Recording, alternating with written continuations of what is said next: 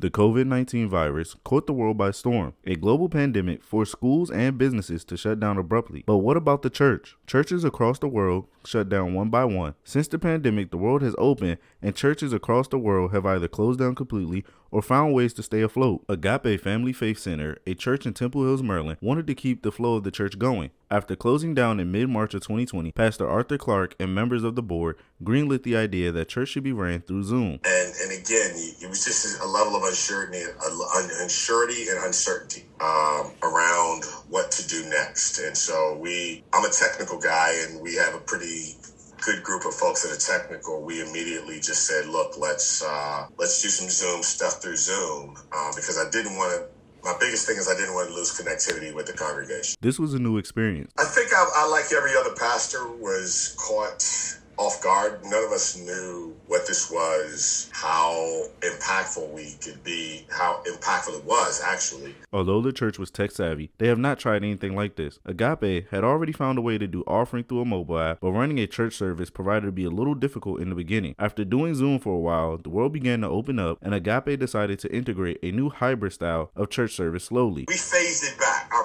approach is a phased approach.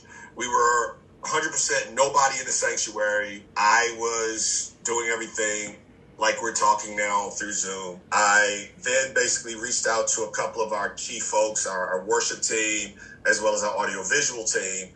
And then we decided let's at least stream from the confines of our sanctuary. And so we were there, but it was maybe no more than 10 people in the sanctuary. The hybrid service would take place in their sanctuary while still recording live and broadcasting through social media. This was a new journey, not just for the church, but also for the technical team. Agape Family Faith Center's technical team only worked on broadcasting within the church. This was a new major upgrade to what they usually do. Phil Nelson, who runs the media department and has a history in working in media, showed a ton of confidence in this transition. Among his confidence, there was skepticism about the audience engagement. And my concern was, will people be watching? Will people be tuning in? Because a lot of people are not savvy, technologically savvy, and they don't know what YouTube and Facebook is and that sort of thing. Once they became hybrid, it wasn't an easygoing process right away. The church is no longer being broadcasted locally, so now they have to produce a cleaner product. Well, we just had to make sure we were more efficient online. I was doing the job of two technicians. I'm doing the job of an in-house technician for the building when you're actually physically there, and also for streaming, said Nelson. One of the biggest challenges for me is that I had to pay more attention to the stream than in-house. So therefore, you have to switch back and forth. The challenge is with that, you want to make sure the sound sounds great on the stream. You can get by in-house, but you want to make sure everything sounds great coming across the airwaves on the social media platforms.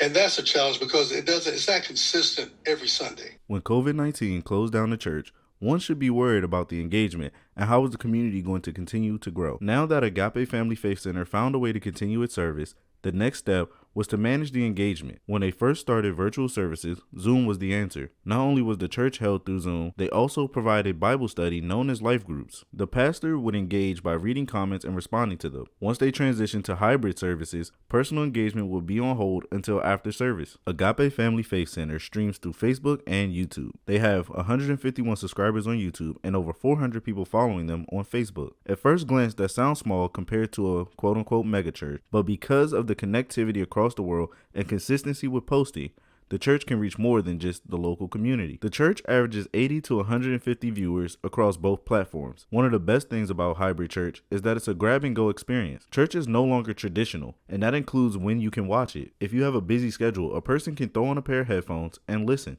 You no longer have to leave your home.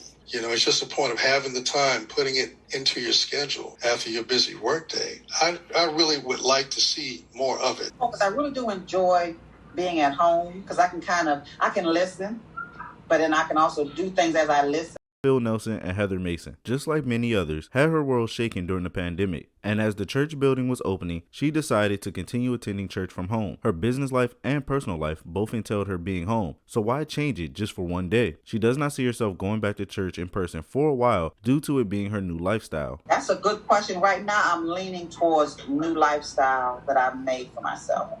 But at home, if I'm done, okay, when I'm ready to go, then I just click off, I'm gone, at the end. The lifestyle can also be seen as a blessing and a curse. On one hand, you are in the comfort of your home, but on the other, you can miss out on a routine that you used to create for yourself. We are creatures of habit. That's what we do. You're creatures of habit. And once you begin to break down those habits, it'll eventually just start to, just leave in life. That was Akira Hazer and her husband David. They are both leaders of the church and they attend church in person. To them, not being in person felt like a part of themselves were missing. They created a routine during the virtual services where they would get up and participate in church like it was a regular Sunday morning, shower, get dressed, and attend right there from the comfort of their own home. Speaking of things missing, the community engagement seems to be like it's lacking. Because it's virtual, not too many people are in the pulpit or they're all watching from their home. Before the pandemic, Agape Family Faith Center will have approximately 40 to 50 people sitting there right in the pulpit. Now, they barely crack 20. Community engagement is lacking. The pandemic almost forced people to find a new way to fill their Sundays. Without in-person church, a sense of community is lost. It's back to the community aspect. We need community. Right. We need community. I think when you begin to do things like growing your faith and you try to do it by yourself, you become this lone ranger. And eventually life is going to hit. The pandemic, life hit for everybody in some type of way. And so how do you really handle issues, your mental health? How do you handle emotional health? How do you handle different things without that community aspect? So I would never say never. I don't want to say the word never. I just never know. To me, it probably depends on the circumstances. But if I had an option, a choice, I would choose in person all day. I'm a people person. Hybrid church is the new normal. It can be less personable sometimes, but also flexible to fit a person's needs. Due to the COVID-19 pandemic, this is our new world. The church has found a way to overcome tragedy and still preach the message of the gospel to the masses.